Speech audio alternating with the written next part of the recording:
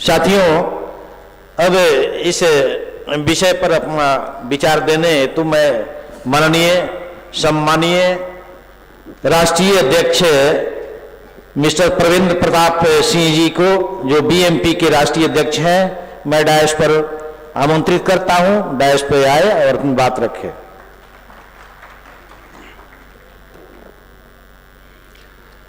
धन्यवाद आदरणीय संचालक महोदय। मंच पर उपस्थित हम सभी के प्रेरणा स्रोत आदर्श आदरणीय वामन मेश्राम साहब, समस्त विद्वान वक्तागण और मेरे सामने बैठे हुए मूल निवासी बहुजन समाज के सभी माताएं बहनें, बड़े बुजुर्गों, नौजवान साथियों, आज ये अंतिम दिन है 2 दिन के बामसेफ के राष्ट्रीय अधिवेशन में लगभग 17 विषयों पर चर्चा हुई और भारत मुक्ति मोर्चा के मिलाकर के इन 3 दिनों में लगभग 15 विषयों पर अलग अलग जो ज्वलंत विषय हैं इस पर चर्चा की गई। 32 विषयों पर अभी तक ये 5 दिन में चर्चा हो रही है और इन 32 विषयों पर देश और दुनिया भर के अलग अलग कंट्रियों से लगभग 198 वक्ताओं ने, विद्वान साथियों ने यहां पर अपना विचार विमर्श किया, समुद्र मंथन किया इन गंभीर समस्याओं को लेकर के, जिन समस्याओं पर भारत का शासक वर्ग एक लफ्ज भी बोलना नहीं चाहता है। ऐसे बहुत ज्यादा गंभीर और विषय जो ज्वलंत विषय हैं इस पर चर्चा करने के लिए आदरणीय वामन मेश्राम साहब ने जो ये संसद बनाई है, आने वाले भविष्य में हम लोगों को शासक बनाने के लिए आदरणीय वामन मेश्राम साहब का भारत ही नहीं दुनिया भर के लोग ऋणी रहेंगे इस बात के लिए कि इतने बड़े पैमाने पर जहां पर भारत में कोई भी इन विषयों पर मेन स्ट्रीम मीडिया से लेकर के किसी भी स्तर पर चर्चा नहीं होती थी, ऐसे प्रमुख विषयों पर यहां पर चर्चा करने के लिए, उनको रास्ता दिखाने के लिए, मार्गदर्शन करने के लिए ये विषय यहां पर लगाए हैं। 39वें बामसेफ के और 12वें भारत मुक्ति मोर्चा के इस राष्ट्रीय अधिवेशन में आज का ये जो महत्वपूर्ण विषय चर्चा सत्र के लिए रखा गया है वो विषय है शासक जातियों के द्वारा पूंजीपतियों के माध्यम से हजारों करोड़ों का चुनाव निधि लेकर अल्पसंख्यक ब्राह्मणों का वर्चस्व स्थापित किया जा रहा है, एक षड्यंत्र का पर्दाफाश। इस पर कोई भी राजनीतिक दल, कोई सामाजिक संगठन चलाने वाले लोग चर्चा नहीं कर सकते हैं, ना अभी तक किया है किसी ने। कोई सामान्य बात नहीं है दोस्तों। आज किस तरीके से अमीरों के नोटों से गरीबों के वोट खरीदे जाते हैं, अभी तक तो हम लोग दूसरों की बातों को सुनकर के प्लान बनाते थे, लेकिन उत्तर प्रदेश के अंदर में एक बाई इलेक्शन हुआ अभी नवंबर और दिसंबर में, अक्टूबर नवंबर में, उसमें मैं खुद ने चुनाव लड़ा और वहां पर देखा हमने खुद ही कि किस प्रकार से शासक जाति के लोग, जो वर्तमान में सरकार चलाने वाले जो षड्यंत्रकारी लोग हैं, किस तरीके से लोकतंत्र की हत्या करने का काम करते हैं।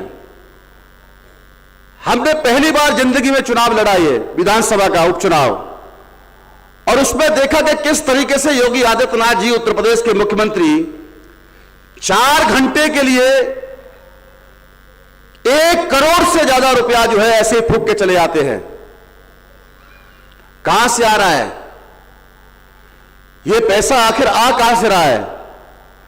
ये विदेशों से काले धन लाने की बात नरेंद्र मोदी जी करते थे, बल्कि भारत में इन 2 सालों के अंदर में जो कोविड काल के अंदर में देखा गया, अरबों खरबों रुपया की संपत्ति विदेशों में जमा हुई और चुनावों के माध्यम से उस काले धन को सफेद धन करने का काम ये पूंजीपतियों के माध्यम से हो रहा है, इन सरकारों के माध्यम से हो रहा है। साथियों, जिस तरीके से आज सोशल मीडिया के विषय में तो बहुत सारी बातें अभी हमारे जो सोशल मीडिया चलाने वाले साथी हैं उन्होंने अपनी बात रखी। सोशल मीडिया के विषय में तो केवल एक ही बात, आज जिस किसी के भी पास में एंड्रॉयड फोन है, वो एंड्रॉयड फोन रखने वाला हर एक आदमी अपने आप में संपादक है, पत्रकार है। कहीं से भी किसी भी तरीके से वो अपनी बात को लोगों तक, न केवल भारत में दुनिया भर के लोगों को पहुंचा सकता है। इतनी बड़ी ताकत सोशल मीडिया की है। इन 5 दिनों के अंदर में अगर मीडिया के बारे में बात किया जाए तो एक लाइन तक किसी भी अखबार, किसी मेन स्ट्रीम चैनल के अंदर में या अखबार के अंदर में एक लाइन इन तमाम 5 दिन से यहां पर देश और दुनिया के लोग इकट्ठा हैं, कहीं पर भी किसी अखबार में सुनने को और पढ़ने को नहीं मिली है। यह सोशल मीडिया की ताकत है दोस्तों, जिसकी वजह से आज दुनिया भर के लोग, अमेरिका में बैठे लोग सुन रहे हैं इस अधिवेशन को। गल्फ कंट्रियों में बैठे हुए लोग सुन रहे हैं इस अधिवेशन को और इन विचारों को, जो भारत में भारत सरकार और प्रदेशों की जो बीजेपी की सरकार है वो नंगा नाच करने का काम जो कर रही है, जो लोकतंत्र की हत्या कर रही है, लॉ एंड ऑर्डर की जगह पर गुंडे और मवालियों का राज स्थापित करने का काम इनके द्वारा जो हो रहा है, वो दुनिया के लोगों को दिखाने का काम आदरणीय वामन मेश्राम साहब के द्वारा हो रहा है। हम धन्यवाद करते हैं इस बात के लिए। साथियों, 2020 और 2021 कोरोना महामारी के अंदर में इन्होंने बहुत सारा समय बर्बाद किया और देश की अर्थव्यवस्था पूरी तरीके से चौपट करने का काम किया। कोरोना में जहां पर लोग एक बिस्किट का पैकेट खरीदने के लिए तरस रहे थे, पानी पीने के लिए, वहां पर इन उद्योगपति और पूंजीपतियों की संपत्ति आखिर कैसे बढ़ रही थी। आज अडानी हो या अंबानी हो, ये दुनिया के टॉप 10 में, बल्कि 2 या 3 नंबर पे आ गए हैं ये लोग। इतना पैसा लूट लूट करके इन्होंने जो है संपत्तियों को, भारत की तमाम जो नवरत्न कंपनियां इनको बेच बेच करके भारत सरकार ने इनके हवाले करने का काम किया है। और इस तरीके से जहां तक और मीडिया की मैं बात करूं दोस्तों, तो अभी एक पत्रकार को चैनल के माध्यम से निकाल दिया गया, रवीश पांडे को, रवीश कुमार। वो पत्रकार के बहुत सारे हमारे लोगों ने उनको फॉलो करने का काम किया, उसके सब्सक्राइबर बढ़ाने का काम किया। मैंने तो कभी नहीं सुना जाति आधार जनगणना पर बात करते हुए, डिबेट करते हुए रवीश कुमार को। हमारे लोग छाती पीट रहे हैं रवीश कुमार के लिए। मैंने तो कभी नहीं सुना सीए के भारत बंद के दौरान जिस तरीके से हम लोग पूरे देश के भारत को बंद करने का काम कर रहे थे, एनडीटीवी पर एक सेकंड की भी कहीं खबर आ रही हो। हम लोग देखते हैं कि किस प्रकार से, चाहे ओबीसी का रिजर्वेशन एंड प्रमोशन की बात हो, चाहे 13 पॉइंट रोस्टर की बात हो, कभी भी रवीश कुमार ने नहीं दिखाया। तो भारत की मेन स्ट्रीम मीडिया हमारे मुद्दों को बाइकआउट करने का काम करती है, और आज से नहीं, बाबा साहब अंबेडकर के समय से भी हो रहा है। काशीराम साहब के समय पर भी यह हुआ था, और आज मेश्राम साहब 47 साल से मूवमेंट चला रहे हैं, कहीं पर भी कोई खबर नहीं आती है। मजबूरी बस अभी नागपुर में उनके वहां जाकर के उनके हृदय स्थल कोई दबोचने का काम जब किया गया, हम साक्षात गवाह हैं उस चीज के, तब जाकर के उन्होंने 12-13 अखबारों में और टीवी पे और थोड़ी थोड़ी खबरें चलाना शुरू किया। मगर जो खबरें महीने भर तक चलाई जाती चाहिए थी, वो केवल मुश्किल से 1 या 2 दिन के अंदर में रफा दफा कर दिया उन लोगों ने। पैकेज निर्धारित होते हैं, एक खबर चलाने के लिए पैकेज निर्धारित है चैनलों के अंदर में। लाखों करोड़ों रुपए के पैकेज निर्धारित होते हैं एक पत्रकार वार्ता करने के लिए, वहां पर लाखों रुपए के पैकेज है 1 मिनट के करने के लिए। यह व्यवसाय बना दिया है। संविधान निर्माताओं ने कभी उम्मीद नहीं किया था कि भारत का जो चौथा पिलर है वो इस तरीके से कॉरपोरेट के तौर पे वहां पर लोगों की आवाज को दबाने का काम करेगा, और जो दूसरे लोग हैं, उनके फायदे के लोग हैं, उनको ही तवज्जो देने का काम करेंगे। ऐसे कभी उम्मीद नहीं की थी। मीडिया चौथा स्तंभ है देश का, भारत के लोकतंत्र का। उन्होंने बिल्कुल ईमानदारी से काम नहीं किया है, और इसलिए आज ये तमाम समस्याएं हमारे सामने देखने को मिल रही हैं। मीडिया के माध्यम से जो नॉन इशू होते हैं उसको इशू बनाया जाता है, जो वास्तविक इशू होते हैं, जो ज्वलंत विषय होते हैं, उनको नॉन इशू बना करके छोड़ दिया जाता है। इसलिए इनसे कोई उम्मीद नहीं कर सकते। सोशल मीडिया को ही मजबूत करने की जरूरत है।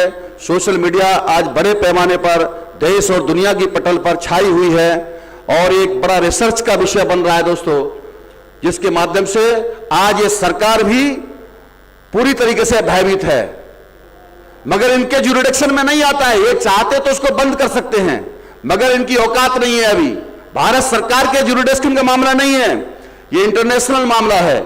सोशल मीडिया पूरी दुनिया में ग्लोबल है एक तरीके से। तो इसलिए हम लोगों को ये जो दूसरा विषय है कि अमीरों के नोटों से, पूंजीपतियों के नोटों से हमारे गरीबों के वोट को खरीदने की जहां तक बात है, हमने देखा किस तरीके से चुनाव के अंदर में किस तरीके से रातों रात बोरा के बोरा जो है, ट्रक के ट्रक शराब बंटवाई जाती है, किस प्रकार से नोट बटे जाते हैं। अब मजबूर गरीब क्या करे? आम आदमी को चुनाव लड़ने के अधिकार से पूरी तरीके से वंचित करने का काम आज इस सरकार में हो रहा है। लोकतंत्र की हत्या हो रही है, कोई सोच भी नहीं सकता है। अगले विषय में बहुत सारी बातें हैं, अभी समय का अभाव है, इसलिए मैं इस विषय पर छोटी सी बात रखूंगा।